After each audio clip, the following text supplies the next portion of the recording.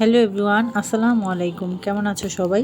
আশা করছি তোমরা সবাই ভালো আছো। চলে আসলাম আবারও তোমাদের মাঝে নতুন আরেকটি ভিডিও নিয়ে। সবাই কম বেশি লেবু শরবত খেয়ে থাকি, তো আমাদের সবার ঘরে কিন্তু লেবুর শরবত করার হাত মেশিনটা থাকে না। তো আমি যেটা করি, আমি এরকম দেখো একটা গ্লাস নিয়েছি, আর এই যে দেখো একটা ছাঁকনি নিয়েছি, চা ছাঁকনি নিয়ে এই লেবুটা এটার মধ্যে এভাবে ঘষে ঘষে চিপড়ে নিচ্ছি। এতে করে কিন্তু খুব সহজে লেবুর রসটা বের হয়ে যায়। এতে করে সময়ও খুব কম লাগে, অনেকগুলো লেবু একসাথে চিপটে নেওয়া যায়। তো দেখো আমি তোমাদের দেখাচ্ছি খুব কাছ থেকে কতগুলো রস বের হয়েছে। তো আমি এখানে একটা লেবু নিয়েছি, তো আমি আরেক টুকরো নিয়ে নিলাম। এভাবে করে সব রস বের করে নিব। তোমাদের যদি ভালো লাগে তাহলে অবশ্যই বাসায় ট্রাই করবে, আর বুঝতেও পারবে যে কতটা কার্যকর। তো আমার এই বাটিটা অনেক বড়, বোঝা যাচ্ছে এখানে যে সামান্য একটু, আসলে না, একটা বড় লেবুর রস আমি এখানে পুরোটাই বের করে নিয়েছি। তো এখন আমি দেখো গ্লাসে ঢেলে রাখছি, এটা দিয়ে বাচ্চাদের শরবত বানিয়ে দিব। তো এখন চলে যাচ্ছি পরবর্তী টিপসে। তো আপুরা আমরা অনেক সময় কি করি, এরকম বাচ্চাদের সেন্টু গেঞ্জিগুলো রোদ্রে দেই হ্যাঙ্গারে, তখন কিন্তু এই কাপড় গেঞ্জিটা পড়ে যায়। অনেক সময় বাতাসে এদিকে ওদিকে সরে এভাবে খুলে যায়। তো এই জিনিসটা কিন্তু অনেক বিরক্তকর লাগে, আর নিচে পড়ে কাপড়টা ময়লাও লেগে যায়। এর জন্য কিন্তু অনেক কষ্ট হয় বারবার ধোয়ার জন্য। তো এর সমাধান আমরা একটা কাজই করতে পারি, এই দুই পাশে হ্যাঙ্গারের দুই পাশে আমরা দুইটা রাবার ব্যান্ড দিয়ে দিতে পারি। এতে করে কি হবে, তাহলে আর খুলবে না।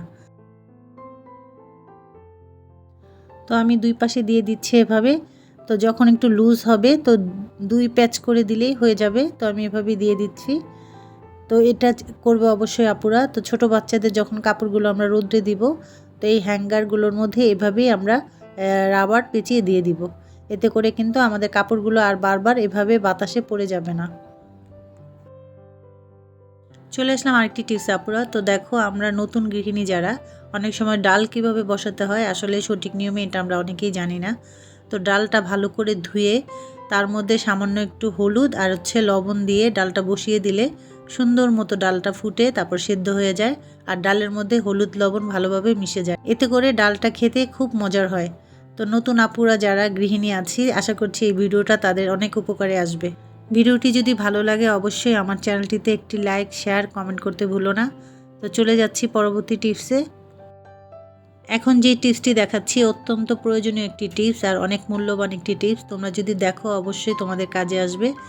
আমাদের প্রত্যেকের বাসায় এই ধরনের চালের বস্তাগুলো আনা হয়, আর সেগুলো আমরা ফেলেই দিই। তো আজ এই ফেলে দেওয়া জিনিস দিয়েই তোমাদের একটি টিপস শেয়ার করব, আশা করছি তোমাদের অনেক ভালো লাগবে। তো আমি এই বস্তাটি দুই ভাঁজ করে নিচ্ছি।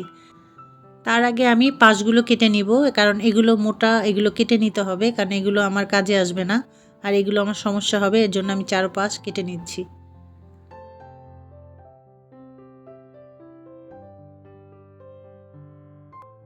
চারপাশ আমার কাটা হয়ে গেছে। এখন আমি এই বস্তাটা চার ভাঁজ করে নিব। চার ভাঁজ করাতে এটা অনেকটাই মোটা হবে। তো দেখো এভাবে আমি ভাঁজ করে নিচ্ছি। এখন আমি এটার চারদিকে মুখটা বন্ধ করে দিব।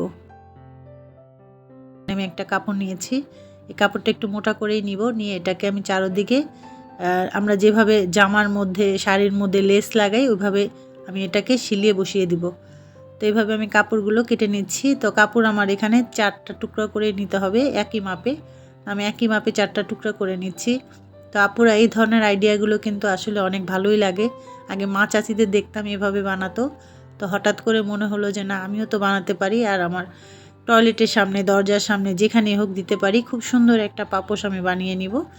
তো দেখো আমি যে বস্তাটার পাশ দিয়ে সিলিয়ে নিচ্ছি এভাবে করে।